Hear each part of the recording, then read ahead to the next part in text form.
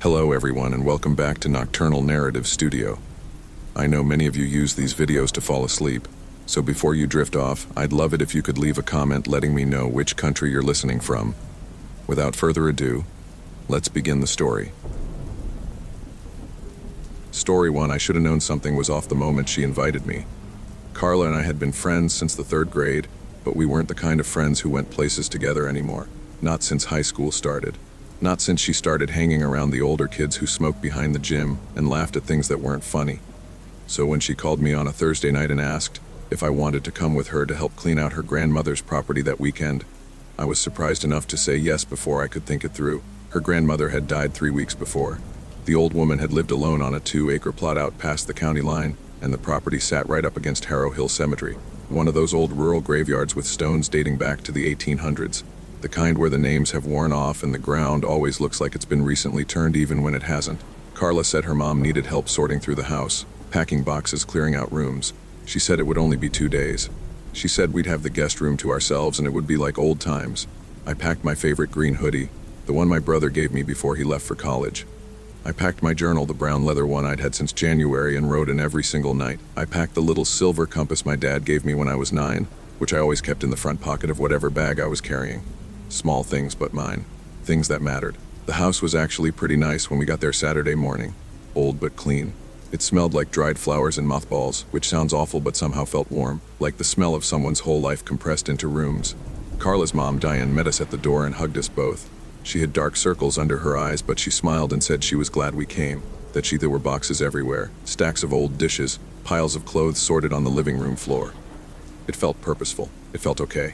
The cemetery was visible from the kitchen window, just the top of it really a line of gray stones above the hill, a rusted iron fence running along the property edge. I noticed it but didn't say anything. Carla's grandmother had lived here for 40 years. You stop noticing things after 40 years, I figured. The first day was fine. We packed books, wrapped dishes in newspaper, sorted through a closet full of coats that still smelled faintly of perfume. Diane ordered pizza for dinner and we ate on the porch and Carla seemed like herself again. The old version of her laughing at dumb things, talking too fast when she got excited. I thought maybe I'd been wrong about her. Maybe the distance between us was just time and circumstance, not something worse. I noticed my compass was missing that night. I'd set my bag on the guest room floor and when I reached for it before bed, the front pocket was open.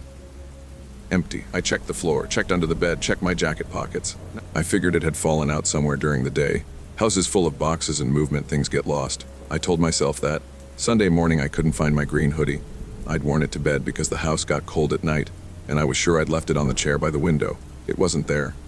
It wasn't in the closet or the bathroom or tangled in the bedsheets. Carla was already downstairs when I looked, and she said she hadn't seen it. She didn't look at me when she said it. I thought I was being paranoid. I told myself I was being paranoid.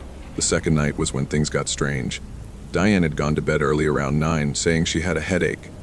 Carla and I stayed up watching an old movie on the small television in the sitting room. Sometime around 11 I heard something outside. Not loud, not dramatic, just a sound that didn't fit.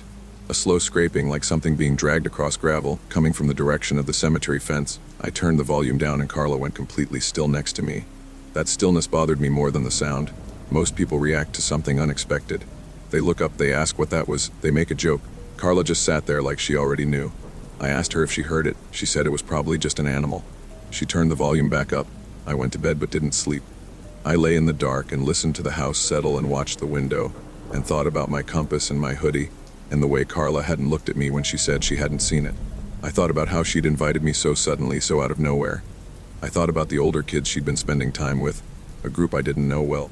Kids who sometimes came to school looking like they hadn't slept, who whispered things that stopped when you got close. I got up at 2 in the morning to get water. The kitchen light was already on. There was a notebook on the table that I hadn't seen before. Not one of the old journals we'd been packing up.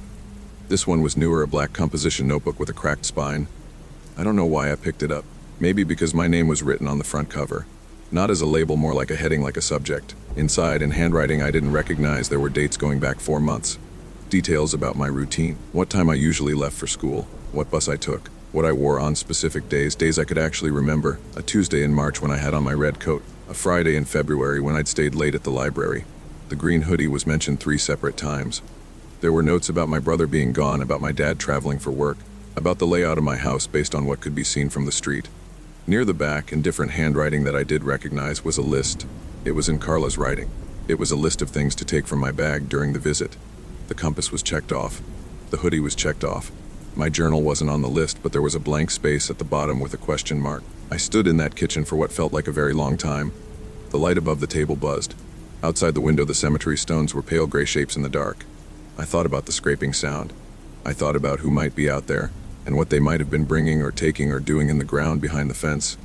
I took the notebook.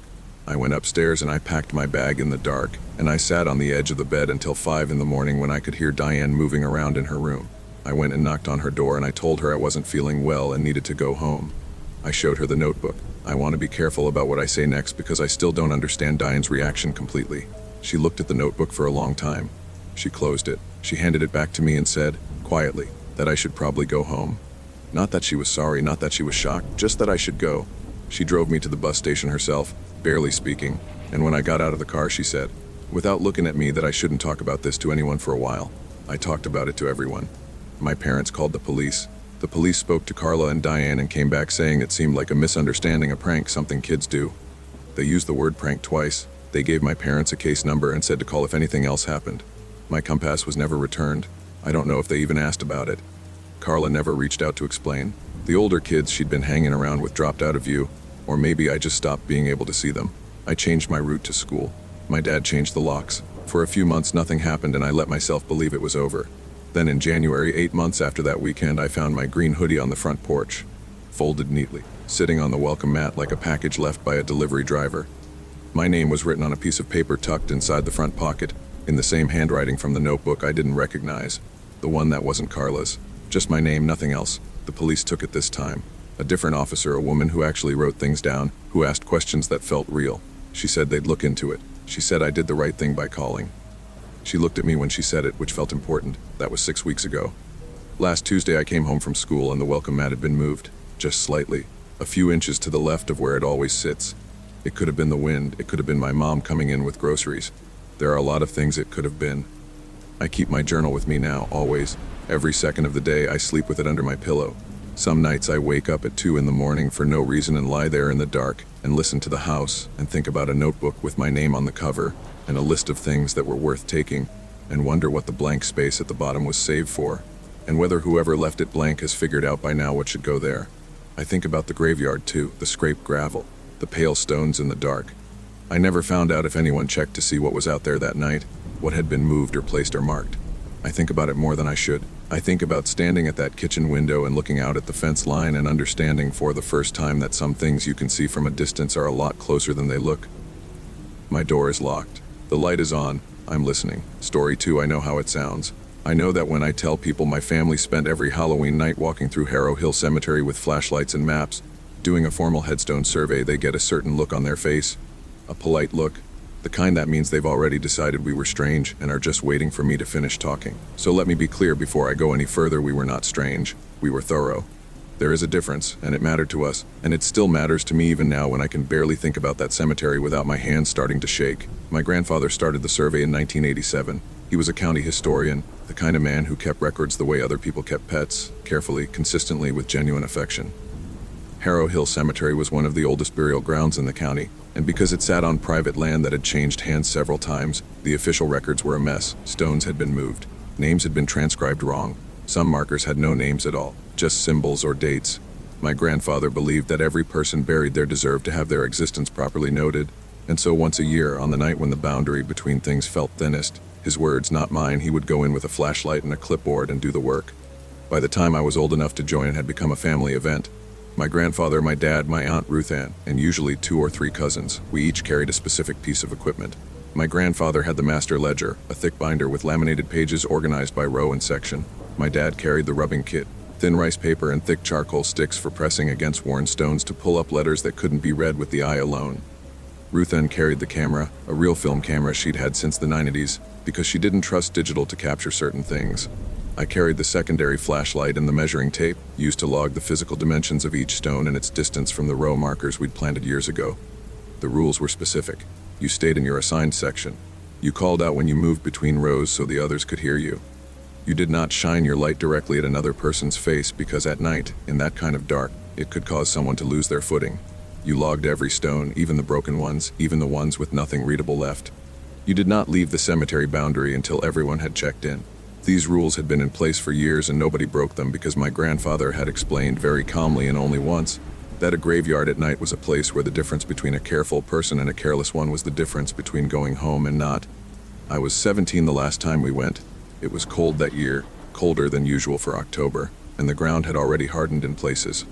I remember the sound of it under my boots, that solid knock instead of the soft give you get when the earth still has warmth in it. My section was the northeast corner, the oldest part of the cemetery, where the stones were mostly sandstone and had been wearing down for over 150 years.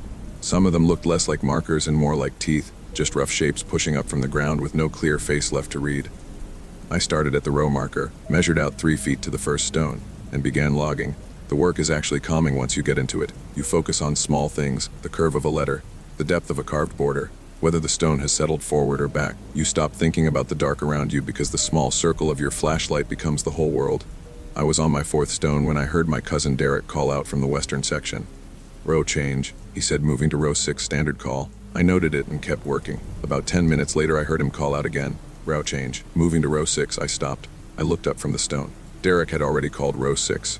You only call when you move, not when you arrive. There was no reason to call the same row twice. I told myself he'd made a mistake, gotten confused in the dark, lost track of which row he'd already logged it happened. I went back to work. Then I heard my grandfather's voice from the southern section. Checking in, he said, the standard check-in phrase we used every 30 minutes. I noted the time. It was 12 past 10. At 22 past 10 he checked in again, checking in, same tone, same phrasing, 10 minutes early. My grandfather had never once checked in early in 30 years of doing this. I straightened up slowly. I stood very still and I pointed my flashlight at the ground and I listened. The cemetery was quiet the way old places get quiet, not empty, but full of a stillness that has weight to it. I could hear the iron fence ticking in the cold. I could hear the dry grass along the eastern wall moving in a way that didn't match the wind. I clicked my flashlight off. It took my eyes about 30 seconds to adjust. When they did, I could see the shapes of stones against the slightly lighter dark of the sky. I could see the tree line to the north, and I could see, in the western section where Derek was supposed to be working, a light moving between the rows, but it was moving wrong. Derek worked methodically stone by stone, his light staying close to the ground. This light was higher up, about chest height, and it moved in long sweeping arcs back and forth, like something looking for something rather than documenting it. I pulled out the small radio we carried for emergencies and pressed the call button once, our signal for everyone to stop and hold position. I heard my dad's radio crackle in the southern section. I heard Ruth Ann's click once in response from the east. I heard my grandfather acknowledge from further south. Then I heard a 5th click. We had 4 radios, 1 each. There was no 5th radio in that cemetery. I want to describe what happened next carefully, because I've told this story before and people always focus on the running, on the fear, and they miss the part that actually keeps me up at night, the part that came right before the running. Because for about 15 seconds after that 5th click, the cemetery was completely silent, and in that silence I became aware that the light in the western section had gone out, and that whatever had been carrying it now knew exactly where each of us was standing. I ran. I'm not ashamed of it. I clicked my light back on and I moved fast toward the southern gate, calling out as I went, and I heard my dad moving too and Ruth Ann, and my grandfather, who was 71 years old, moved faster than I have ever seen him move before or since. We came through the gate in under 2 minutes, which, if you know how large that cemetery is and how dark it was close to physically impossible. We stood on the road outside the fence and counted ourselves 4. Just 4. We were all breathing hard. My grandfather was the last one through, and he latched the gate behind him and stood there holding the iron bar and looking back through the fence at the dark. Nobody had seen anyone come in. The cemetery had one main gate and a small maintenance entrance on the north side that was padlocked from the outside. My dad had checked the padlock on his way to his section at the start of the night. It was locked. We'd checked it on the way out. It was still locked. We drove home and my dad called the county sheriff's non-emergency line, which felt both necessary and completely inadequate. 2 deputies went out the next morning and walked the grounds. They found nothing. No sign of anyone having been there. No dropped equipment. No footprints in the hardened ground. Nothing disturbed. One of them called my dad back and said the cemetery was clear and asked if maybe one of our own group had gotten separated and caused the confusion. My grandfather didn't go back the following year. He said it wasn't worth the risk. He didn't say what risk. He didn't have to. What I haven't told anyone until now is what I found when I got back to my car that night. We'd parked on the gravel pull-off just outside the cemetery road, 2 cars side by side. When I reached my car and unlocked it and threw my equipment bag in the back seat, I noticed something on the driver's side window. On the outside, a rubbing. Done in charcoal on thin paper, folded once and pressed flat against the glass. I peeled it off carefully and unfolded it. It was a gravestone rubbing. A name I didn't recognize and a date, but underneath the date in the same kind of charcoal, clearly added by hand rather than pressed from any stone, were 4 small symbols. The same symbols my grandfather had been using for 30 years in his ledger to mark stones with no recorded owner. The symbol that meant unknown, repeated 4 times, one for each of us. I still have it. It sits in a Ziploc bag in my desk drawer, and sometimes late at night I take it out and look at it and think about a 5th radio click in the dark, and a light moving wrong through the rows, and how whatever was in that cemetery that night knew our system well enough to use it, knew our symbols, knew our language, knew exactly how many of us were there. Story 3. The job listing said seasonal grounds maintenance, flexible hours, on-site accommodation provided. It paid $14 an hour and included a small cabin at the edge of the property. I was 19, 2 months behind on my share of the apartment rent, and my car needed a timing belt it wasn't going to get unless I found something fast. So when my friend Joel forwarded me the listing with a question mark, I called the number at the bottom before I'd even finished reading it. The man who answered said his name was Harlan. He was the caretaker for Wickfield Cemetery, a private burial ground about 40 minutes outside the city that had been operating since the late 1800s and was still in active use, meaning new burials still happened there, just not often. The maintenance work involved mowing between rows, resetting stones that had tilted or sunk, clearing leaves and debris from the drainage channels, and doing basic groundskeeping around the older sections where the ground tended to shift. The cabin had a wood stove and running water. He needed 2 people, ideally, and if I had someone reliable to bring along, he'd consider bumping the rate to 15. I told Joel that same afternoon. Joel was the kind of person who made everything feel more manageable just by being present. He was 20, calm in a way that never came across as indifferent, and he'd done outdoor work before, landscaping and trail maintenance, so the physical side of the job didn't worry him. His only question was about the cemetery part, not in a scared way, more practical. He asked if we'd be dealing with recent burials, fresh plots, that kind of thing. I told him what Harlan had said, that active burials still happen but rarely. Joel thought about it for about 4 seconds and said okay. We drove out on a Sunday morning in late September. The road to Wickfield ran through about 6 miles of farmland before the tree cover started, and once it did, the road narrowed and the light changed, going from open yellow morning light to something cooler and more filtered. The cemetery appeared around a long curve announced first by its fence, black iron running along the road for nearly a quarter mile before the entrance gate. Through the fence I could see the grounds, which were larger than I expected. Hundreds of stones, maybe more, spreading up a long gentle slope and disappearing over the crest of the hill. The older section at the bottom had the tall, elaborate markers you see in historic cemeteries, obelisks and carved angels and thick rectangular slabs with raised lettering. The newer section further up was flatter, simpler, the kind of modest uniform stones that cost less and say more plainly what needs to be said. Harlan met us at the gate. He was older, maybe late 60s, with a lean face and the kind of permanent squint that comes from decades of working outside. He shook our hands, gave us a brief tour, and showed us the cabin, which sat just inside the tree line at the northern edge of the property. It was small but solid. 2 cots, a table, the wood stove, a single overhead bulb on a pull string, a window that faced the cemetery. He gave us a set of rules on a laminated card, which I thought was professional until I read them. No working after dark. No entering the lower section without him present. No speaking to anyone who arrived at the grounds outside of scheduled burial hours, which he would post on the cabin door each week. No removing anything from the property, including broken stone fragments, old flowers, anything left on graves. He said this last one twice. We started work Monday morning. The job was exactly what he'd described, physical and repetitive in a way that I found genuinely satisfying. You could see what you'd done. A row that had been shaggy and overgrown looked clean and clear by the end of a morning.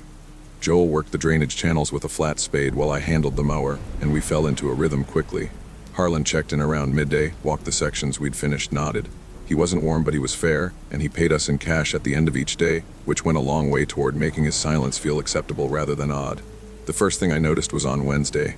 I was resetting a tilted stone in the middle section, a small granite marker from the 1940s that had sunk on one side, and when I cleared the grass around the base I found fresh dirt. Not old settled soil, fresh dark, recently turned dirt around the base of a stone that, according to Harlan's records, had last been serviced 3 years ago. I mentioned it to Harlan when he came by. He looked at it for a moment and said the ground shifts, that it was normal, and moved on. I wrote it off. Thursday night, Joel said he'd heard something around 2 in the morning. He'd woken up and lay there listening and heard what he described as a low, steady sound coming from the direction of the lower section. Not quite digging, more like something being dragged slowly across the ground. He'd looked out the cabin window, but the lower section was below the slope line and he couldn't see anything. By the time he'd considered going out to look, the sound had stopped. I asked him why he hadn't woken me up. He said he didn't want to seem jumpy. We were both quiet about it for the rest of Friday. We worked and didn't mention it, and I think we were both doing the same thing, which was waiting to see if anything else happened before deciding whether it meant something. Saturday morning we found the mower. It had been parked in the equipment shed at the eastern edge of the grounds, the same place we put it every evening. But when Joel opened the shed door, he stood there for a second without saying anything, and then he stepped back and let me see. The mower's front panel had been pulled off, not broken, not damaged, but carefully removed, the screws placed in a neat line on the shelf beside it. Inside the engine housing, coiled carefully around the air filter housing, was a length of wire that hadn't been there before. Not a wire from the mower. Something added. It was the kind of thing you'd do if you wanted the machine to start, run for a few minutes, and then catch fire. We took photos. We called Harlan. He arrived within 10 minutes, which told me he'd been close by, and he looked at the mower and at the wire, and his face went through something I couldn't fully read. Not surprise. Something older than surprise. He removed the wire himself with his bare hands and put it in his jacket pocket.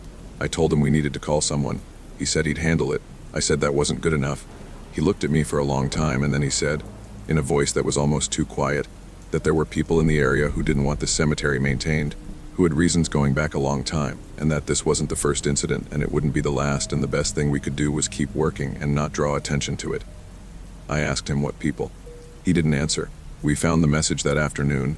It was on the cabin door, written in marker on a piece of cardboard that had been wedged under the door handle sometime between 7 in the morning, when we left for work, and noon when we came back. It said in plain block letters, Slipugaido topo frtti idealivifo pero fati. Joel read it twice. Then he looked at me. Then he looked at the cabin floor. We both looked at the cabin floor. I want to tell you that we stayed. That we were brave or rational or thorough. We weren't. We packed our bags in about 20 minutes and carried them to the car, and I drove back to find Harlan while Joel waited by the road. Harlan was in the lower section, the one he'd told us not to enter alone. He was standing at the far end near the oldest stones, not working, just standing there looking at something on the ground. When I called out to him, he turned around slowly, like a man who already knew someone was coming. I showed him the cardboard. I told him we were leaving.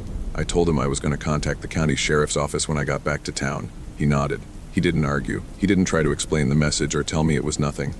He just said carefully that when I spoke to anyone official about this, I should describe the threats and the property damage but not mention the specific location of the cemetery. I asked him why.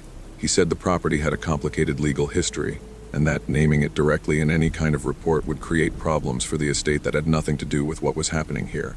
I didn't agree to that, but when I talked to the sheriff's deputy the following Monday, I found that I couldn't give the exact address. Not because I'd agreed to stay quiet about it, because I realized, sitting across from that deputy with my photos on my phone and the cardboard message in a bag, that I didn't actually know the address. I'd followed a road I'd found in an email. I hadn't noted any road signs coming in because I'd been watching the fence line. The listing had been forwarded to me by Joel from an account he didn't recognize anymore, one that had apparently been deleted. Harlan's last name was never given. The cash payments had no receipt. The deputy looked at my photos. He wrote things down. He said he'd look into it. That was 8 months ago. Nobody has followed up. I've driven that road 3 times since, the one I was sure I remembered, and I've never found the fence line or the gate or the long curve where the cemetery first appeared. Just farmland and tree cover and an empty road that goes where I don't expect it to go. Last week Joel got an email from the same deleted account that had sent him the original listing. No text in the body, just an attachment, a photograph slightly blurry taken from a distance. 2 figures working between rows of headstones on a bright September morning, taken from the tree line, from exactly where the cabin stood. Story 4, my grandmother died on a Tuesday in February, and by Friday I was the one with the keys to her house. Not because I was the oldest, I wasn't, and not because I was closest to her, though maybe I was, but because my mother refused to go inside and my Uncle David had been estranged from the family for 11 years and nobody had a working number for him. I was 23 and the only one willing to handle it, which felt like a practical arrangement at the time and feels like something else entirely now. Her house was a narrow 2-story on the edge of a small town in western Pennsylvania, the kind of town that used to have industry and now mostly has memory. She had lived there for 50 years, since before my mother was born, and she had never thrown anything away. Not out of carelessness, out of intention. Every drawer, every shelf, every closet was organized with a precision that made it clear these things were kept on purpose. What I didn't understand yet was what the purpose was. The first day I just walked through. I wasn't ready to pack anything. I just needed to understand the shape of the place, how much there was, how long it would take. The main floor was manageable. The upstairs was dense but navigable. The basement is where I stopped. It was a single large room with a concrete floor and walls lined with wooden shelving. Most of what was on the shelves made sense: canning jars, old tools, boxes of seasonal things. But along the back wall, separated from everything else by about 3 feet of clear floor space, as if she'd wanted a boundary between them and the rest, were 7 large cardboard boxes, sealed with tape that had yellowed and cracked, and beside them a metal lockbox the size of a shoebox with a combination lock on the front. I didn't open anything that day. I went home and I slept badly, and I dreamed about a room with no windows and a sound like someone turning the pages of a very large book, slow and steady, over and over all night. The combination to the lockbox was my grandmother's birthday, which tells you something about how hidden she actually wanted it to be. Inside was a journal, not old, the most recent entry dated 4 months before she died, and underneath the journal, wrapped in a cloth that might have once been a curtain, were 2 things: a hand, drawn map, and a key on a plain ring with no label. I read the journal over 2 nights. I want to be careful about what I share from it because some of it involves people still living in that town, but the core of what I learned is this: my grandmother had been, for most of her adult life, the unofficial keeper of Dunmore Hill Cemetery, which sat about a mile from her house on land that had once belonged to her family. Not a caretaker in any official sense, something older than that, a role that had been passed down through the women in her line for at least 4 generations, possibly more, though the records got thin before that. The role had specific responsibilities. She visited the cemetery every week without fail. She kept a separate ledger of every burial, not just the names and dates, but the circumstances. Cause of death, whether the family had done certain things correctly, certain preparations she described in the journal with a matter of factness that made them feel like recipes. If the preparations hadn't been done correctly, she did them herself. She didn't explain in the journal what happened if they weren't done. She didn't have to. The fact that she'd done this every week for 50 years, without missing once, told you what she thought the answer was. The last entry, written in handwriting shakier than the rest, said, "Only find someone to take the key before the ground softens in spring." I'm sorry I waited so long. I want to tell you I closed the journal and walked away. I want to tell you I was sensible about it. I wasn't. I was 23 and I had just lost my grandmother, and something about the weight of what she'd carried, 50 years of weekly visits, 50 years of doing something alone that she clearly hadn't wanted to do alone, made me feel like putting it down would be a betrayal. So I kept reading. I went through the 7 boxes. I learned the ledger system. I found the preparations she described and read them carefully. And 2 weeks after she died, on a cold March morning when the ground was still frozen and hard, I drove to Dunmore Hill Cemetery with the key and the map, and I let myself through the small iron door in the back wall that the key opened, and I started to learn the layout. The first month was fine. I visited weekly the way she had. I followed the preparations for 2 burials that happened in April, both of them correct, done properly by families who clearly knew the old ways even if they didn't talk about them openly. I kept the ledger. The cemetery was quiet. I started to think I understood what this was: a tradition, an old piece of local practice dressed up in language that sounded stranger than the thing itself. Then May came and the ground softened and I started finding things wrong. Small at first, a stone in the northeastern corner that I was certain I'd straightened 2 weeks before, tilted again, but tilted toward the stone next to it, leaning in a way that stones don't lean when they settle naturally. A bunch of dried flowers on a grave from the 1880s left there by someone, though I'd seen no one enter or leave. A smell in the older section that came and went with no source I could find, cold and heavy, like soil brought up from deep down. Then my dreams changed. They had been vague before, unsettling but forgettable. In May they became specific. I dreamed about individual stones, ones I recognized from the cemetery, and in the dreams the names on them were different, not worn away or illegible, but actually different names from the ones carved into the real stone. I started writing the dream names down when I woke up, and after 3 weeks I went to the ledger and cross-checked them and found that every name I'd dreamed was in the ledger. Not on the stone I'd dreamed it on the stone directly behind it. I don't know what that means.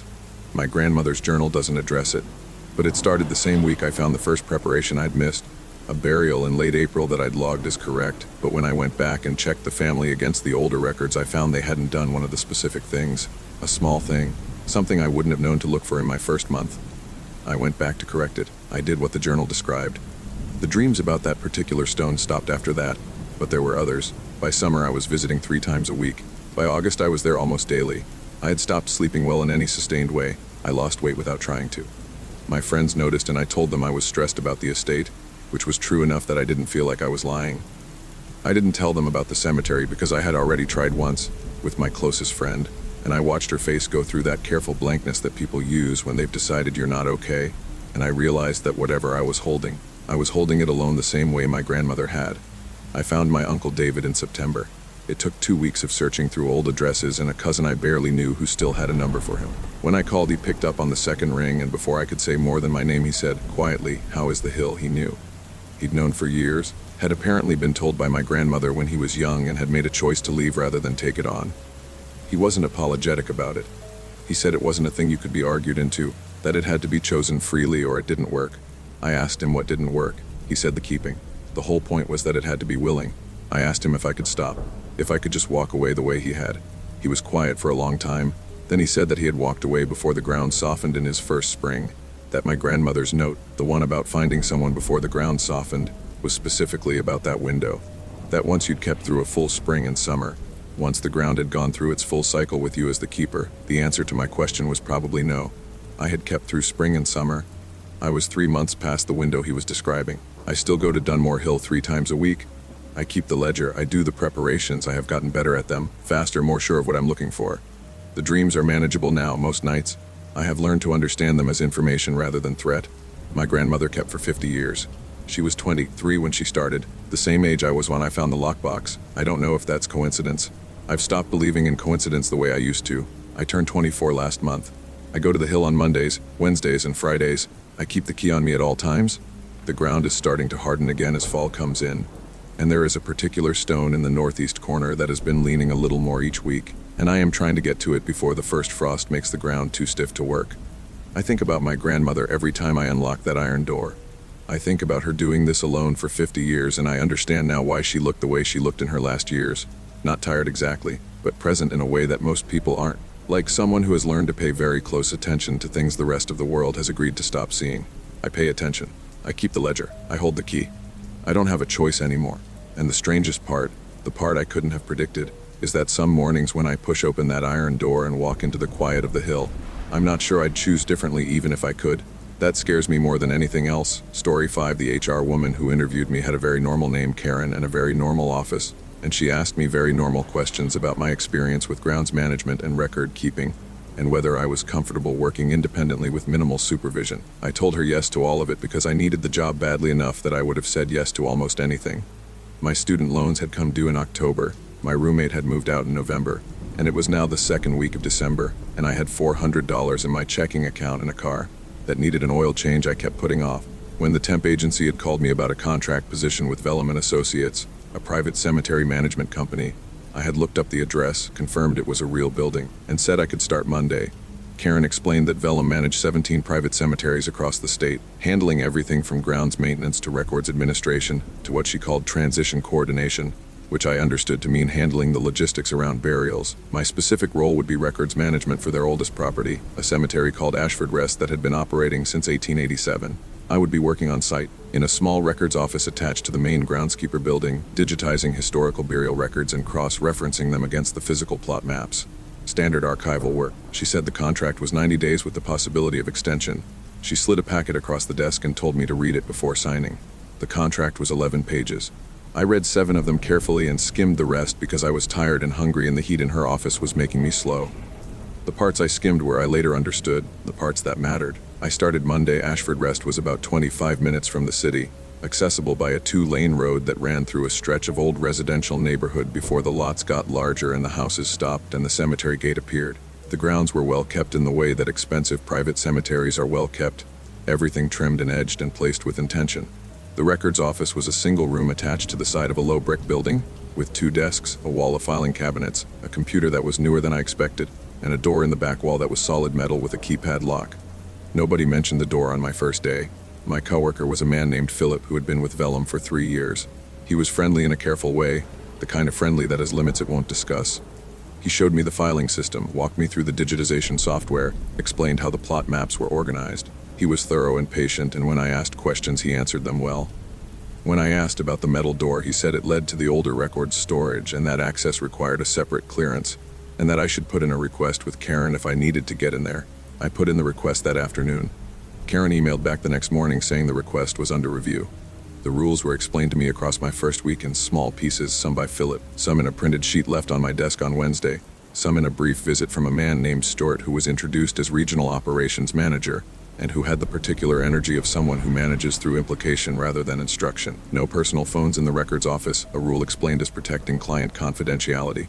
No discussing case files outside the building, standard enough. No walking the grounds unaccompanied between the hours of 5 in the afternoon and 7 in the morning. Philip said this one was an insurance requirement. Stuart said it was policy. Neither of them said it the same way. The one that stood out was this: if I was working late and heard activity from the section designated on the plot map as Reserve Block 7, I was to log the time, close the blinds on the north-facing window, and continue working without investigating. The sheet said this was because Reserve Block 7 was used for private family services that sometimes occurred outside standard hours, and that client privacy was a contractual obligation. I looked up Reserve Block 7 on the plot map my second week. It was in the oldest section of the cemetery, the northeastern corner, and according to the records I was digitizing, it had not had an active burial since 1961. Philip left on a Thursday in my fourth week. Not gradually, not with a 2-week notice. He came and worked until about 11, and then packed the things from his desk into a tote bag, and said he'd been offered something else and was taking it. He said it without looking at me. He shook my hand at the door and held it a second longer than a normal handshake and said, quietly enough that I had to lean in, "Just do the work they give you and don't ask about the 7 block." Then he left. A different person was at his desk by Monday, a young woman named Teresa who had clearly been briefed not to discuss Philip. Teresa lasted 11 days. I was alone in the office from the middle of my 6th week. Stuart came by twice and told me the position was being restructured, and that my contract would be extended and my rate increased, and that I was doing excellent work. He brought the extension paperwork himself and stood in the office while I looked it over. I noticed that the termination clause, which in my original contract had been a standard 2-week notice from either party, had been changed. The new language said that early termination by the employee required 30 days written notice and was subject to a financial penalty equal to the remaining value of the contract. For a 90-day extension at my rate, that number was not small. I signed it because Stuart was standing there, and because I needed the money, and because I told myself the door and the block and Philip's handshake were things I was reading too much into. 3 nights later, I worked late to finish a section of records from the 1920s, and at 8:30 I heard sounds from the direction of the north window. I did what the sheet said. I logged the time. I reached for the blind cord. I did not close the blind immediately. I looked first. There were 4 people in Reserve Block 7. I could see them through the window clearly because they had lights, not flashlights. Something steadier, lanterns maybe, placed at the corners of a plot I recognized from the records I'd been digitizing all week. The plot was registered to a family named Corell. The last recorded burial in that plot was 1958. The 4 people were not burying anyone. They were doing the opposite. They had been digging for what looked, from the displaced mound of soil beside the hole. Like some time, one of them looked up toward my window. I closed the blind. I sat at my desk for a long time. I logged the time I'd closed the blind as the sheet instructed. I did not log what I'd seen before I closed it. I finished the section I'd been working on. I drove home and I sat in my kitchen with the lights on until 3 in the morning. I went back the next day because I didn't know what else to do. The plot in Reserve Block 7 had been filled in and re-sodded with a neatness that would have taken planning and equipment. The lantern marks and the soil around it were gone. Stuart was in the office when I arrived, which had never happened before, and he asked how the previous evening had gone, and I said fine, and he nodded and said he was glad I was settling in. I called a lawyer that weekend, a real one, not someone from the internet, and described my contract situation without naming the company. She told me the termination clause was aggressive, but probably enforceable, and that breaking it without cause would expose me to a real financial hit. I asked what constituted cause. She started listing things. I listened. I thought about whether what I'd seen through the window rose to the level of any of them. I thought about what I'd actually seen. 4 people digging in a cemetery at night. That was not, on its face, illegal in all circumstances. I didn't know what they'd taken. I didn't know if they'd taken anything. I had a log entry and a closed blind and nothing else on paper. I worked out my contract, all 90 days of the extension. I digitized every record they gave me, and I kept the blind closed when the sheet said to close it, and I did not ask about Block 7, and I did not ask what had happened to Philip or Teresa. On my last day, Stuart shook my hand and said I was welcome back any time and gave me a card with his direct number. I have not called it. What I have done is look up the Corell family, the one whose plot I recognized that night. There is not much publicly available. An old obituary for a man named George Corell from 1958. A property record for a house that was sold out of the family in the 1970s. One thing though, a small thing, a note in a digitized county record I found 3 months after leaving Vellum. A complaint filed in 1959 by a woman named Margaret Corell alleging that her husband's remains had been removed from Ashford Rest without family consent. The complaint lists a company as the responsible party. The company name is different from Vellum, but when I searched the corporate history I found that Vellum and Associates had absorbed it in a reorganization in 1987. The complaint was marked resolved. There is no record of how. My temp agency still lists Vellum and Associates as a preferred employer. When I called to ask them to remove my file from consideration for any future Vellum placements, the woman I spoke to pulled up my record and was quiet for a moment and then said carefully that it looked like Vellum had flagged my file as a preferred rehire, and that removing the flag would require a form signed by a Vellum HR representative. Karen's card is still in my wallet. I have not used it. I don't intend to. But some mornings I find myself taking it out and looking at it and thinking about 11 pages and the parts I skimmed and what would have happened if I'd read them all. I keep the blind closed now. In my apartment at night, on the north side of the building. I don't know why, it's just a habit I seem to have picked up. I can't make myself stop. Story 6, the contract said 30 days. 30 days of solo overnight monitoring at Greenlawn Memorial Park, a privately owned cemetery in the rural northwest corner of the county. that had been having what the management company called security incidents, which I later understood meant that someone or something had been getting in after hours and disturbing graves in the older section. The pay was good, better than good, the kind of number that makes you stop asking questions you should keep asking.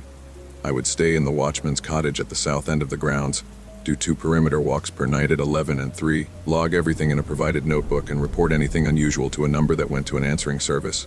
30 days I had done security work before. I had stayed in worse places. I said yes. The cottage was small but functional. A cot, a table, a propane heater, a window that faced north toward the main grounds, a bathroom with a mirror that had a crack running from the top left corner down to the middle, which I noted on my first night and stopped noticing by the third. The management company had left 2 weeks' worth of canned food, a battery lantern, and a logbook with my name already printed on the cover in small, neat letters, which I found mildly strange but not worth noting. My phone had 1 bar of signal that came and went. My watch was a mechanical one I'd had for 6 years, a gift from my father, reliable in the way that simple things are reliable. I set it by the radio clock on the first night and did my first perimeter walk at 11 and wrote my first log entry and went to sleep feeling prepared. The first week was fine. Cold, quiet, repetitive in a way I found settling rather than difficult. The cemetery at night was not frightening to me in the way it might be to someone who hadn't spent time in outdoor spaces alone. It was just a place.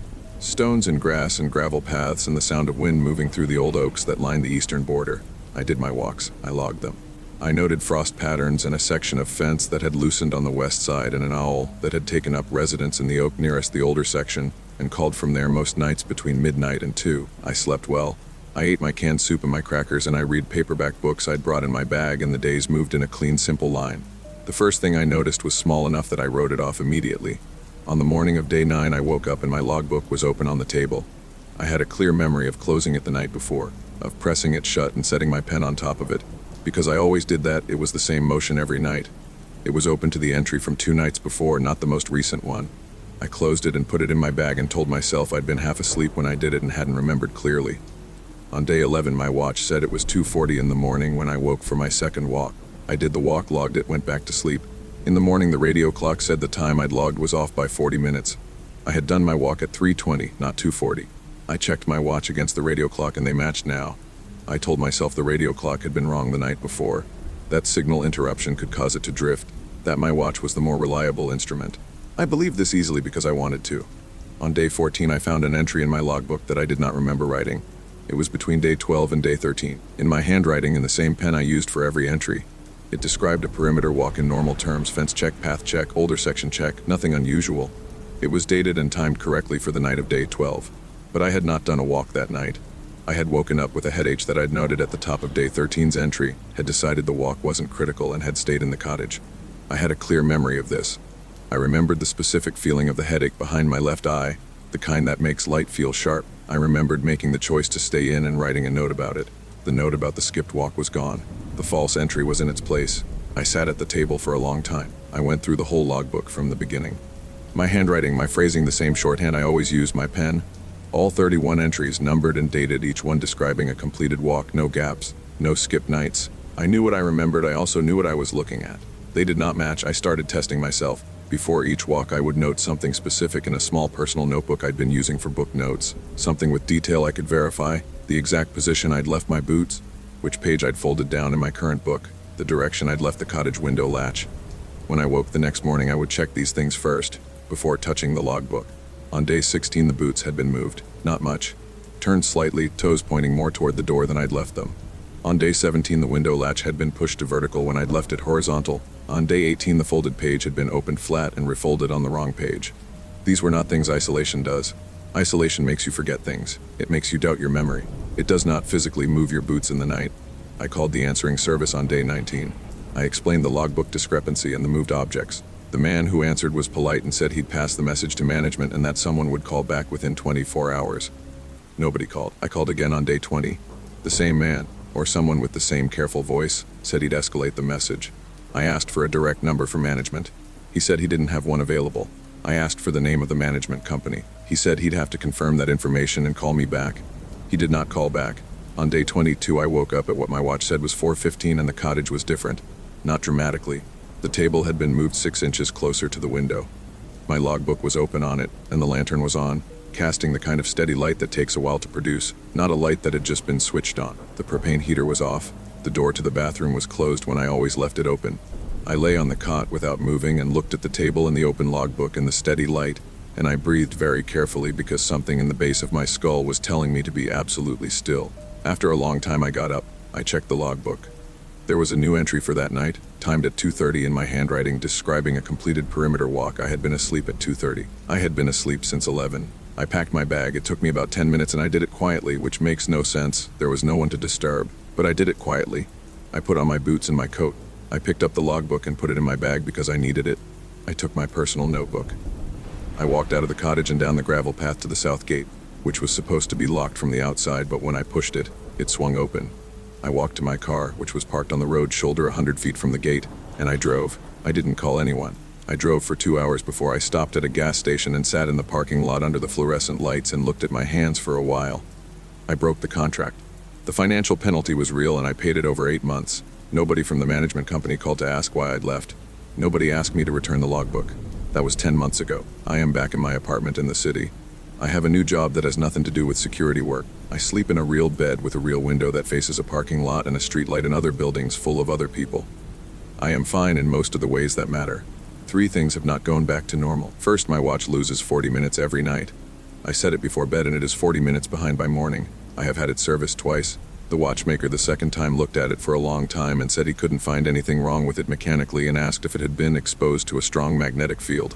I said I didn't know. Second, I keep a personal notebook by my bed. I have kept one for years, nothing structured, just notes and observations. 3 weeks after I came home, I woke up and found an entry I didn't remember writing. My handwriting, my pen, a description of a perimeter walk around a cemetery. Fence check, path check, older section check, nothing unusual. Dated for the previous night. Third, the older section of my building. The part that was built in the 1940s before the newer wing was added. The part my apartment backs up against on the north side is where I start every morning when I do the walk. I do a perimeter walk every morning now. I don't decide to do it, I just find myself doing it. Fence line, path, older section. I log it in the notebook. I always note nothing unusual. I am no longer sure I would recognize unusual if I saw it. Story 7, I was driving home from my sister's house when I saw the lights. It was just past midnight on a Saturday in early October, and the road I take runs along the eastern edge of Pinehurst Memorial Cemetery for about a quarter mile before it curves away toward the highway. I had driven that stretch hundreds of times. I knew the cemetery the way you know any landmark you pass regularly, without thinking about it as background. But that night there were lights inside the fence line. Not the low path lighting the cemetery kept on after hours, something brighter and more active moving between the rows in a way that made me slow down without deciding to. I pulled over, I rolled down my window. There were at least 3 light sources, maybe 4, moving through the older section near the back wall. And there was a sound that I couldn't identify at first, low and mechanical, like something with a motor running at reduced speed. I took out my phone and filmed for about 90 seconds before a 4th light swung in my direction and I put the car in gear and drove. I called the non-emergency police line when I got home. I described what I'd seen, gave the location, gave the time. The officer who took the call was pleasant and said she'd send someone to check it out and that I'd hear back if anything came of it. I gave her my name and number and went to bed. A detective came to my door the next morning. Not a patrol officer, a detective in plain clothes with a badge that he showed me at the correct angle and held long enough for me to read, which I have since learned is not how people show badges when they're rushing or unconcerned. His name was Harwick. He was calm in a way that felt prepared rather than natural. He said he was following up on my call from the previous night and asked if we could talk inside. I made coffee and he sat at my kitchen table and asked me to describe what I'd seen. I described it. He listened without writing anything down, which I noticed. When I finished, he nodded slowly and said that what I'd seen was a scheduled maintenance operation, that Pinehurst had contracted a company to do drainage and infrastructure work in the older section, and that overnight hours were used to minimize disruption to daytime visitors. He said it was fully permitted and documented, and that the patrol officer who'd gone by after my call had confirmed everything was in order. I asked why a detective was delivering this information instead of the patrol officer who'd check it. He said he happened to be on duty and was in the area. He said it with the same prepared calm. I asked for the name of the contractor doing the work. He said he'd have to check the permit documentation and could get that to me if I wanted to file a formal information request. I said I did want that. He wrote my email address on a small notepad, tore off the page, put it in his jacket pocket and left. The contractor information never came. I still had the video on my phone, 90 seconds, slightly shaky. Not high resolution, but clear enough to show the lights and to hear the mechanical sound. I watched it twice that day and then plugged my phone into my laptop to back it up. The transfer showed the file moving, the progress bar completing, the file appearing in the backup folder. When I checked the folder, the file was a blank. 37 seconds of black with no audio. The original on my phone. When I went back to check, it was the same, 37 seconds of black. I had watched 90 seconds of footage that morning. I know what I watched. The file said 37 seconds and showed nothing. I took screenshots of the file metadata, the timestamp, the original length listed in the file properties, which still said 90 seconds despite the blank content. I emailed these to myself from 3 different accounts. They arrived in 2 of the 3. The third account showed the email as sent, but it never appeared in the inbox of any of the receiving addresses. I want to be careful here because I know how this sounds. I know that video files corrupt. I know that transfer errors happen. I know that one detective coming to my door the morning after a non-emergency call is unusual but not impossible.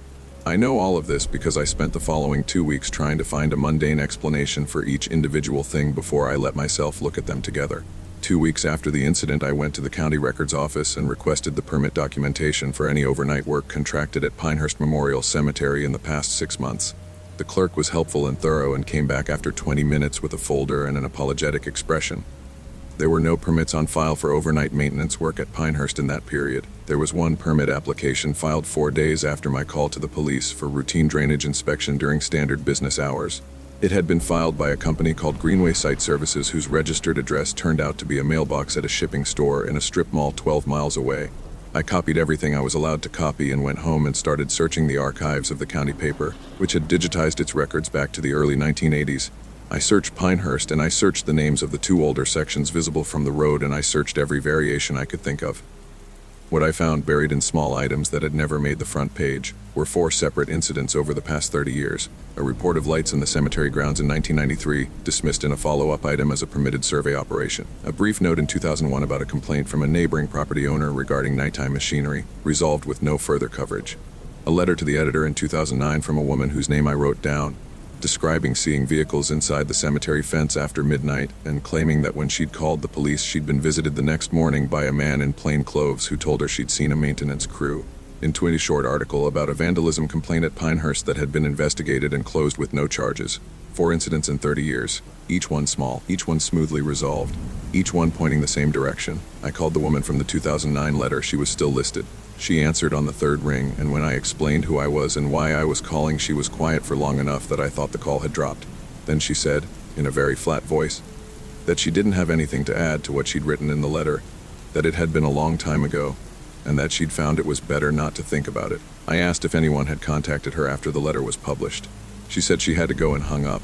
Detective Harwitt came back 11 days after his first visit. I had not called him or the police department again. He knocked on my door at 7 in the evening. And when I answered, he was in the same plain clothes with the same prepared calm, and he said he wanted to check in about whether I'd received the contractor information I'd asked for. I said I hadn't. He said he was sorry about that and that there had been a documentation backlog.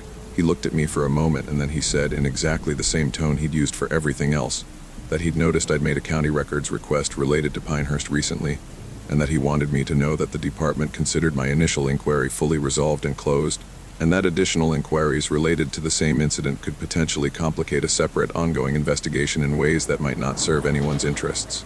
He said the phrase anyone's interest while looking directly at me. I asked him what ongoing investigation. He said he wasn't able to share details about active cases. I asked him how he knew about my records request. He said the department had good working relationships with county offices. I asked him if he was telling me to stop looking into this. He said he was sharing information. He said it the way people say things they want you to understand differently from how they sound. After he left, I checked my laptop and found that my saved copies of the records office documents were gone. Not moved, not in the trash folder. Gone. The emails I'd sent myself with the metadata screenshots were still in 2 of the 3 accounts. The 3rd account, when I logged in to check, no longer existed. The email provider said no account matching that address was on file. I mailed physical copies of everything I still had to my sister and asked her to keep them without opening the envelope. She has them. I have not told her what's in them because I don't want her to be visited by a calm man in plain clothes. I installed a basic camera on my front door. In the first week, it recorded 2 instances of a dark sedan parked across the street for several hours at a time. The second time, I photographed the car from my window. The plate came back as belonging to a fleet vehicle registered to a county administrative office whose function was listed in the public database as facilities coordination. I have not driven past Pinehurst since October. I take a different route now, one that adds 9 minutes to the drive, because the stretch of road along the eastern fence makes my hands tighten on the wheel in a way I can't fully control. Last week I received a letter Official county stationery, correctly formatted, bearing a case number I didn't recognize. It informed me that case number GR4110OT, described as a noise and trespassing complaint filed by myself on the date of my original call, had been reviewed and formally closed following a complete investigation. It thanked me for my cooperation. It told me no further action would be taken. I have never seen that case number before. The complaint I filed was about lights, not noise. I was never contacted by anyone describing an investigation. I did not cooperate with anything. The letter is dated 3 weeks from now. I have read it 6 times. The date does not change. I have checked the postmark. The postmark matches today. I don't know what to do with a case that closed before it started. I don't know what to do with a date that hasn't happened. I keep the letter in the same envelope it came in, next to my bed, because something about putting it away feels like agreeing with it. The sedan was parked across the street again this morning. It was gone by the time I thought to photograph it. I looked up case number GR4110OCT in the county's public records portal and found nothing filed under that number. No record of it existing at all. A case number for a case that isn't there. A closed investigation into a night that officially never happened. I drive 9 minutes out of my way every day and my hands are fine until I think about the fence line, and then they aren't. Story 8. I found Marcus through a website that looked exactly like the kind of website you trust without thinking about it. Clean layout, professional photos, a list of credentials that include a degree in historical preservation from a state university, 15 years of experience leading private cemetery tours, and a set of testimonials from people with full names and profile pictures who said things like thorough and knowledgeable, and made the whole experience feel meaningful. The site was called Resting Ground Tours, and it offered personalized guided walks through historic cemeteries in the region, focused on genealogical research, architectural history of funerary monuments, and what the site called the living stories of forgotten communities. It was exactly what my aunt had asked for. Her name was Patricia, and she had spent 3 years tracing our family line back through the county records and had found, with some confidence, that 4 generations of our family on my grandfather's side were buried in Aldervane Cemetery, a historic private burial ground that had been closed to new burials since the 1970s and was technically open to the public but practically difficult to access, surrounded by private farmland with a single gravel road that the current landowner allowed visitors to use but did not maintain. Patricia was 71 and had a bad knee and wanted a guide who knew the grounds. I was the one who found Marcus, which is something I think about more than is probably healthy. He met us at the entrance gate on a Saturday morning in late September. He was younger than his website photos suggested, mid-30s maybe, with the kind of easy confidence that reads as competence until you have reason to look at it differently. He had a canvas bag over one shoulder, and when he opened it to show us the equipment he'd brought, I felt the particular reassurance of someone who had done a thing many times. 2 heavy flashlights, fresh batteries still in their packaging, a laminated copy of the cemetery's original plot map from 1923, which he said he'd sourced from the County Historical Society, a smaller hand-drawn map of the sections he'd updated himself from his own visits, annotated in small neat print with notes about ground conditions, stone stability, and areas to avoid due to subsidence, a 2-way radio which he said he kept in case of signal trouble, and a first aid kit that looked genuinely used rather than decorative. He introduced himself to Patricia with a warmth that felt real and asked her about her research before we'd taken 10 steps inside the gate. He listened to her talk about the family line with the focused attention of someone who was actually interested, asking specific questions, remembering details she'd mentioned early in the conversation and referring back to them later. By the time we reached the first section, Patricia was at ease in a way I hadn't seen her in months, lit up with the particular pleasure of being taken seriously by someone who seemed to know what she knew. The group was supposed to be 6. Patricia and I, her friend Donna, and 3 other people who'd responded to a shared post Patricia had made in a genealogy group online. When we arrived, only Donna had come, the other 3 having canceled for reasons Patricia had gotten by text that morning: car trouble, a sick child, a work conflict. She'd been disappointed but not surprised. Marcus hadn't mentioned it, just nodded when Patricia told him the group was smaller and said smaller groups often got more out of the experience. I thought nothing of it then. He knew the cemetery well in a way that was initially impressive and later felt like something else. He led us through the older sections with a confidence that didn't require consulting the maps, pointing out specific stones and their architectural features, identifying the quarry sources of different stone types by surface texture and color, explaining how burial positioning had changed across decades. He had stories about specific families buried there, names and dates, and small human details that made the stones feel occupied rather than empty. Patricia was taking notes and Donna was photographing everything, and I was walking and listening and feeling, for the first hour, genuinely glad I'd found him. He broke his first rule around the 90-minute mark. He had told us at the start, before we went through the gate, that he kept the group together at all times, that this was a non-negotiable safety rule for any cemetery visit, uneven ground, subsidence risk. It was just good practice. But when Patricia stopped to photograph a cluster of stones in the mid-period section and Donna stayed with her, Marcus touched my arm lightly and said there was something in the next row I should see, something that might be relevant to the family name Patricia was researching, and he walked ahead. Not far, 2 rows, but away from the others. He showed me a stone that did have our family name on it, a branch I didn't recognize, and while I was looking at it he told me, casually, that the section Patricia was most interested in, the one where he believed the 4 generations were buried, was in the older northeast part of the grounds, quite a distance from where Donna and Patricia were currently standing. He said the ground was softer in that direction, and that it would be better if Patricia didn't walk it, that her knee would struggle with the terrain. He said he could take me there first to confirm the stones were actually relevant before we brought her over, to save her the walk if it turned out to be a dead end. It was a reasonable thing to say. That is what I keep coming back to. Every individual thing he said was reasonable. I said I'd rather we all go together. He nodded and smiled and said of course, and we went back to Patricia and Donna. But when we reached the northeast section, after another 20 minutes of walking, the ground was not soft. It was the same as every other part of the cemetery, hard-packed autumn earth, firm underfoot, no different for a bad knee than any section we'd already walked. I looked at Marcus. He was pointing out a row of stones to Patricia and not looking at me. I thought about what he'd said, and I thought about the feel of the ground under my boots, and I said nothing. He knew our family name before Patricia told it to him. That was the moment I was sure something was wrong, though I didn't let myself be sure until later when I went back over the morning in my head. Patricia had introduced herself by first name at the gate and had described her research in terms of the county and the general time period, but had not said the family name. She always withheld that initially, a habit from years of genealogical work where she'd learned that telling researchers too much up front sometimes led them to find what you wanted rather than what was there. She'd told me this specifically. She was going to introduce the name when they were actually in the relevant section, as a test of whether Marcus found the right stones independently. He used the name 40 minutes before she said it.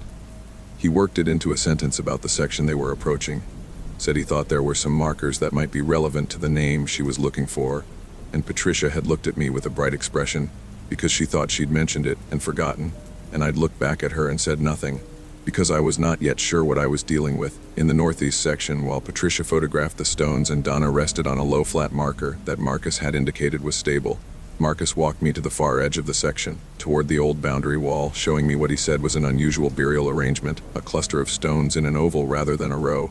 I went because I was watching him by then, not following him. He stopped at the boundary wall and pointed at something on the other side, a line of older markers in an overgrown section that sat beyond the official cemetery boundary, on what must have been adjacent private land. He said those were the earliest family burials, predating the formal cemetery, and that he could get us access if we wanted to go over the wall. I asked him how he could get access to private land. He said he had an arrangement with the landowner. I asked him whose land it was. He looked at me for the first time since we'd walked to the wall, directly and without the warmth from earlier, and he said the name of a man I didn't recognize. Just a name, said it once and watched my face. I said I thought we should get back to Patricia and Donna. He said, still watching me, that we had plenty of time. I said I was going back now, and I walked back to Patricia without waiting for him to follow, and when I reached her I said, quietly, that I thought we should wrap up the visit and head back to the gate. She read my face and didn't ask questions. She looked for Donna, and the 3 of us began moving toward the central path. Marcus fell into step behind us, unhurried, still pleasant in his manner, pointing out 2 more stones along the way as if nothing had shifted. At the gate he shook all our hands. He asked Patricia to share her notes if she published her findings anywhere. He gave me his card, a physical card with the website and his phone number, and said to reach out if we wanted to come back. I took it. I didn't say anything. In the car, Patricia asked what had happened. I told her what I'd noticed. The name, the soft ground that wasn't soft. The wall, and the offer of access to land that wasn't his to offer. She listened and she was quiet, and then she said she'd felt it too somewhere in the second hour.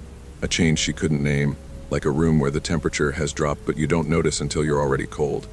I called the County Historical Society the following week and asked about Marcus, specifically about whether he'd sourced his plot map copy from them as he'd claimed. The archivist I spoke to looked through their records and said they had no file on a researcher by that name and no record of the 1923 Aldervane plot map being copied or accessed by anyone in the past 4 years. I looked up his testimonials, the people with full names and profile pictures. 2 of the 3 I checked had profiles that had been created within 6 months of the testimonials being posted, with no other activity. The 3rd profile belonged to a real person whose name I found in a county directory, and when I emailed her she wrote back within a day to say she had never heard of resting ground tours and had never taken a cemetery tour of any kind. I reported the site to the hosting platform and to the county tourism board, and I wrote a detailed account and sent it to both. The tourism board sent back a form response. The platform said they'd reviewed the site and found no violation of their terms of service. The site is still up. I checked this morning. The testimonials are still there, the same photos, the same full names. There is a new one added sometime in the past month from a woman who says Marcus was patient and thorough and made our whole group feel safe the entire time. The available dates for bookings go through next autumn. The calendar shows openings almost every weekend. I still have his card. I've taken it out a dozen times to throw it away and put it back each time without knowing why. There is something about having it that feels like keeping track of something. Like as long as I have it, I know where he is, in a general sense, contained in a small rectangle of cardstock in my desk drawer. I know that's not how it works. I know he's not in the drawer.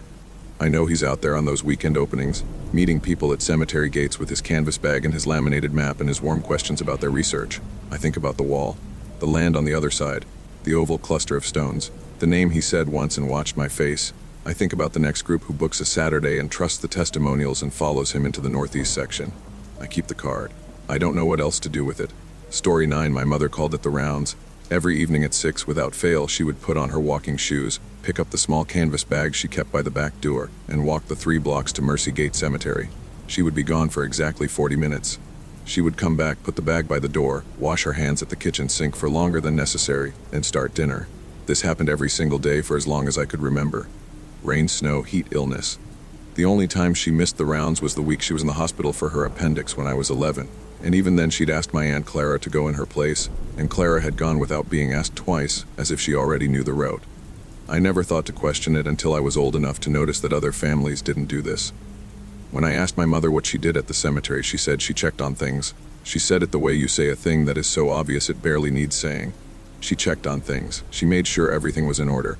I asked her what order meant in a cemetery, and she looked at me with an expression I couldn't fully read, something between patience and caution, and said that places where the dead are kept need tending the same as any other place, that the people buried at Mercy Gate had families once, people who loved them, and that somebody had to make sure they weren't forgotten.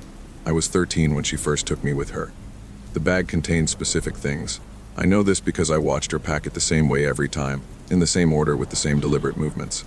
A small brush with stiff bristles, the kind used for cleaning tile grout, a bottle of plain water, a cloth folded into quarters, a short white candle in a glass holder, a box of matches, a piece of paper she folded herself from a larger sheet each morning, always the same size, always folded the same way, 4 folds, into a small square that fit flat in the bottom of the bag. I never saw what was written on the paper. I asked once and she said it was just a list of names, that she kept a record of who she'd visited. The route was fixed. She began at the eastern gate always and moved counterclockwise through the grounds. She stopped at specific stones, not all of them, maybe 1 in every 8 or 10, and at each stop she did the same things in the same order. She brushed the face of the stone with the stiff brush. She wet the cloth with water and wiped it down. She stood for a moment with her hand flat against the stone. She said something quietly, too quiet for me to hear the words, and then she moved on. At the end of the road, at a flat older stone near the western wall that had no name I could read, she placed the white candle in its holder on the ground in front of the stone, lit it, and burned the folded paper in the flame. She watched it burn completely, then pressed the ash into the soil at the base of the stone with her thumb. Then she stood, picked up the candle and holder, and said in a normal voice, "Same time tomorrow." I asked her who she was talking to. She said nobody. She said it was just a habit, a way of marking the end of the walk. Same time tomorrow. Every day, same stone. Same ash pressed with the same thumb. I went with her twice a week for about a year. I learned the route well enough that I could have walked it alone. Which stones she stopped at, which she passed, the exact sequence of the cleaning motions, the pause, the quiet words. I noticed that the stones she stopped at were not random. They were not the newest ones or the oldest ones or the ones in the best condition. I tried to find the pattern and couldn't, until one evening when I was 15 and had started keeping a notebook of things I was curious about. I wrote down the names from the stones she stopped at and referenced them against the old county death records I'd found in the library's archive section, and I found that every person on my mother's road had died without family present. Alone in hospitals, alone at home, alone in circumstances the records noted with phrases like no next of kin or no family located. Every single one. I asked my mother about this. I showed her my notebook. She looked at the list for a long time and then she said that someone had to remember them, that was all. That these were people who had left the world without anyone to mark it, and that the least a person could do was make sure they weren't forgotten entirely. It sounded right. It sounded like exactly the kind of thing my mother would do. The kind of person she was, careful and principled and quietly devoted to things most people didn't notice. I closed my notebook and felt vaguely ashamed of myself for treating her kindness like a puzzle to be solved. I stopped going with her when I left for college. She continued the rounds alone, same time, same route, same 40 minutes. When I came home for holidays, she would still go out at 6 and come back at 6:40, wash her hands, start dinner. The canvas bag sat by the back door between visits waiting. I moved back home for 8 months when I was 26 between jobs and apartments, and that was when I started noticing the other things. The stones she visited were not the same stones. I realized this slowly, over several weeks of occasionally going with her again, and then I went back to my old notebook and confirmed it. The route was the same counterclockwise from the eastern gate, the same sequence of sections, but the specific stones she stopped at had changed. I didn't recognize any of the names. I checked the death records again and found the same pattern, all of them alone, no next of kin, but these were recent deaths, within the past year. The people from my old list, the ones from my childhood, were no longer on the route. I asked my mother when the route changed. She said it hadn't changed. She said she'd always stopped at these stones. I showed her my old notebook. She looked at it and said I must have copied the names down wrong when I was 15. She said it kindly, the way she said most things, but she folded my notebook closed and handed it back and went to the sink to wash her hands even though we hadn't left yet. I started paying attention to the paper. She folded it fresh each morning from a sheet she kept in the kitchen drawer, and I watched without being obvious, and I saw that she wrote on it before folding it, a list, as she'd always said, of names. One morning when she was in the shower, I opened the drawer and looked at the sheet. The names were the ones from the current route, the recent deaths, but at the bottom of the list, below a line she'd drawn, were 6 names I didn't recognize at all. No corresponding graves I'd ever seen her visit, just 6 names in smaller writing below the line written in a different pen. I didn't take the sheet. I closed the drawer and went back to my room and told myself there was a reasonable explanation. 3 weeks before I moved out, I tried to stop her from going. Not forcefully, not dramatically, I just asked her, on a Tuesday evening at 5:50, if she'd want to skip the rounds that night and go out to dinner instead. I said it casually. She was tying her walking shoes and she stopped with one shoe half, tied, and looked up at me, and the expression on her face was something I had never seen there before. Not anger. Something older than anger. A kind of warning that didn't use words. She finished tying her shoe, she picked up the bag. She said in a perfectly normal voice that she'd be back in 40 minutes. That night I woke up at 2 in the morning to a sound I couldn't place. A brushing sound, slow and repetitive, coming from the hallway outside my room. I lay still and listened, and after a moment I recognized it. The stiff bristled brush, the sound it made against stone. Slow, careful strokes, the same rhythm as always. I did not open my door. In the morning the hallway was empty and clean and nothing was different, and my mother made eggs and asked if I wanted toast. I moved out the following month. I am careful about how often I go back. I love my mother and I don't believe she means harm. I want to be clear about that. I don't know what I believe about the rest of it. I know what I've seen and I know what the records showed and I know what I heard through my bedroom door. Last spring I was in a city 3 hours from home for a work conference. On the second evening I went for a walk after dinner and found myself passing a cemetery I'd never seen before, a small one, older, with a low iron fence and an eastern gate. It was 6:15. There were 2 women walking the grounds, moving counterclockwise, stopping at specific stones. One of them was carrying a small canvas bag. As I watched, she stopped at a stone, took out a brush, and began cleaning the face of it in slow, careful strokes. The other woman stood beside her with a cloth folded into quarters. I had never seen either of them before in my life. The one with the bag finished brushing the stone and stood with her hand flat against it for a moment. She said something too quiet to hear. Then they moved to the next stone, same motion, same pause, same quiet words. I stood at the fence until they reached the western wall, where the other woman took a white candle in a glass holder from the bag and placed it on the ground in front of a flat stone near the wall. She lit it. The first woman took a folded square of paper from the bag and held it to the flame. I watched it burn. I watched the ash get pressed into the soil at the base of the stone. The woman with the bag stood up.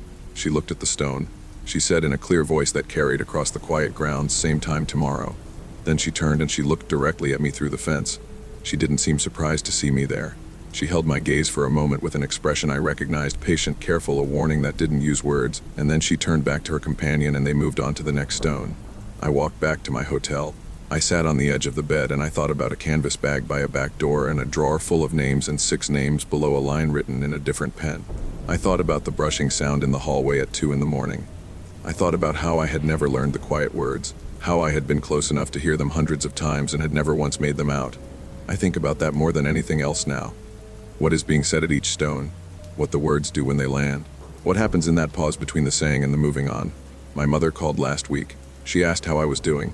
She asked if I was eating well and sleeping enough.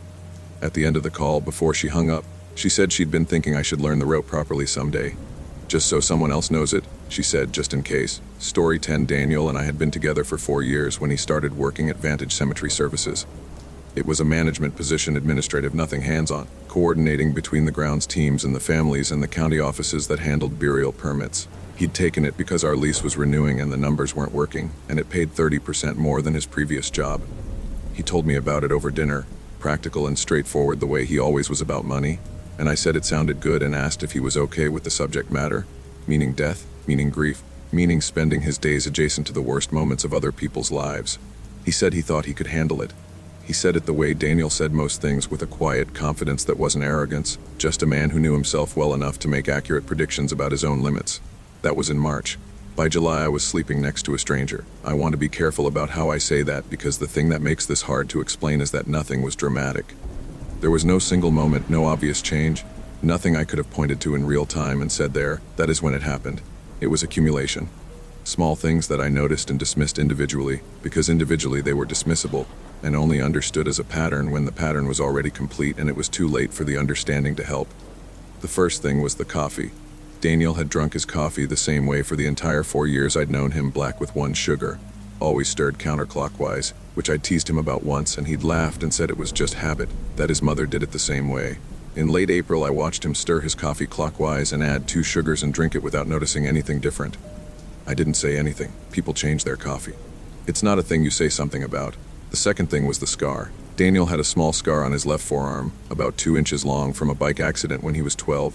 I had touched that scar 1,000 times without thinking about it. In May, I reached for his arm in the way I always did absently while we were watching television, and the scar wasn't there.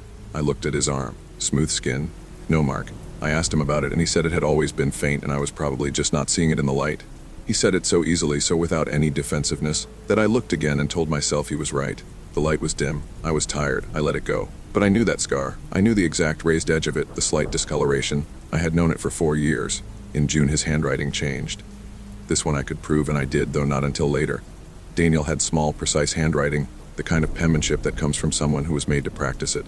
He wrote his 7s with a crossbar through the stem, a European habit he'd picked up from his father. In June, I found a note he'd left on the kitchen counter about a grocery item we needed, and the 7 in the quantity had no crossbar. I kept the note. I put it in the drawer of my nightstand with my phone charger and some other things, and I didn't tell him I'd kept it. I called his sister Rachel in early July. Not to tell her what I'd noticed, just to talk, the way I sometimes did. Somewhere in the conversation I mentioned that Daniel seemed a little different lately, quieter maybe, harder to read. Rachel said she hadn't noticed anything. She said he'd seemed perfectly normal to her, that they'd had dinner 2 weeks ago and he'd been exactly himself. She said it warmly, with no hesitation, and I believed her, and that was almost worse than if she'd confirmed something was wrong. I started going through my phone. 4 years of messages, photos, voice notes we'd sent each other. I was looking for something I couldn't name yet, some record of the Daniel I knew that I could hold against the one currently living in our apartment. I found a voice note from February, 2 months before the job, sent while he was stuck in traffic and bored. 3 minutes of him talking about nothing, a podcast he'd been listening to, something funny he'd seen on the street, a question about what I wanted for dinner. I listened to it with my door closed, and then I sat with my phone in my hands for a long time. The voice was close. The cadence, the vocabulary, the rhythm of how he moved between thoughts, it was close enough that someone who didn't know him well would have heard no difference. I knew him well. The Daniel in the voice note laughed twice. Once at something he was describing about the podcast, a quick low sound that cut off fast the way his laugh always did, and once at himself, at the end of a sentence where he'd lost his train of thought. That second laugh, the self-deprecating one, was something I hadn't heard since March. The man in my apartment smiled at things, but he didn't laugh at himself. I hadn't noticed until I heard the absence of it. I found our lease papers from when we'd first moved in. He'd signed them in the building manager's office while I waited in the hall. His signature was on every page. I took them out and looked at them, and then I found something he'd signed recently, a form from his new job he'd left on the kitchen table, and I put them side by side. The signatures were similar the way a careful copy is similar to an original. The same general shape, the same letters in the same order, the same approximate slant, but the pressure was different. The original signature from the lease had lighter strokes at the start and heavier ones at the end, the way his hand naturally moved. The new signature was evenly pressured throughout, consistent in a way that real signatures made without thinking never quite are. I confronted him on a Thursday night in late July. I put the 2 signatures on the kitchen table, and I put the grocery note next to them, and I played him the voice note from February. I watched his face while the recording played. He listened to it all the way through. Then he looked at the signatures and the note. Then he looked at me with an expression that I can only describe as careful, measured in a way that felt like calculation rather than feeling. And he said that he didn't know what I was worried about, that he was right here, that he was the same person he had always been. I said I didn't think that was true. He was quiet for a moment. Then he said, in a voice that was so close to Daniel's voice that my chest hurt, that some things change when people go through transitions. That a new job, new environment, new kinds of stress, it affects people. He said he was sorry I was finding it hard to adjust to the changes. He said it like he'd prepared it, like he'd thought through how this conversation would go and had chosen his words in advance. I asked him where Daniel was. He looked at me for a long time. Then he said, "I'm Daniel." He said it flatly, without the careful warmth from before. And the flatness was more frightening than anything else because it felt like something dropping away, a layer removed, just for a second, and what was underneath didn't know how to do warmth the way Daniel had. Then the warmth came back. He reached across the table and put his hand over mine and said he was worried about me and asked if I'd been sleeping enough. His hand was the right temperature, the right weight, the right size. Everything about it was correct. I looked at the inside of his left forearm. Smooth skin, no scar. I left that weekend. I told Rachel I needed some space and was staying with a friend, which was true. She called twice and both times was warm and concerned and said Daniel was worried about me and that he loved me and that she hoped I'd come home soon. She said he seemed sad. She said it the way someone says something true. I don't know what Rachel is. I don't know if she noticed what happened to her brother, if she was part of what happened, if something happened to her too. I don't know how far it goes or when it started or whether Vantage Cemetery Services is where it began or just where I first noticed it bleeding through. What I know is what I have in my nightstand drawer, the grocery note with the 7 without a crossbar. The voice note on my phone that I have backed up in 4 places, the 2 signatures side by side on a piece of paper. These are the things I know are real because I gathered them before I started doubting myself, before the conversations with Rachel, before the Thursday night in the kitchen. I have been staying with my friend for 6 weeks. Daniel, the one in my apartment, has texted me every few days. The texts sound like him. They are warm and specific and they reference things only Daniel would know. A private joke from our first year, the name of the restaurant where we'd had our first real argument, things that are not guessable. I don't know what to do with that. I don't know if it means I was wrong about everything or if it means something worse, that whatever he is now has access to everything Daniel knew. All of it, every memory and private reference, a complete copy down to the details, and the only things it couldn't copy perfectly were the ones too small to have been recorded anywhere. A crossbar on a 7, the direction of a coffee stir, a scar from a bike accident at 12, a laugh that cuts off fast. Rachel called yesterday. She said she was worried about both of us and asked if we could all have dinner together, the 3 of us to talk. She said she'd been spending a lot of time with Daniel lately, and that he really missed me and seemed lonely. She said he seemed lonely in a way that caught in my chest before I could stop it, because lonely was so specifically Daniel, the way he got quiet when he wanted company and never asked for it directly, and I almost said yes before I caught myself and thought about the dinner Rachel had mentioned in July, the one where she said he'd seemed perfectly normal, and I realized that dinner would have been in late June, after the coffee, after the scar, after the handwriting. Rachel had dinner with him in late June and said he was exactly himself. I think about that, about what exactly herself means now when Rachel says it, about what she might not notice anymore, what she might have stopped being able to see, about the things too small to copy, whether I have enough of them, whether I have been recording the right details, the pressure of my own handwriting, the particular way I laugh, the things I do without thinking that I have never thought to name. I check my left forearm every morning now. The scar from the kitchen accident 2 years ago, a small one an inch long, still there. I check it every morning. So far it's still there.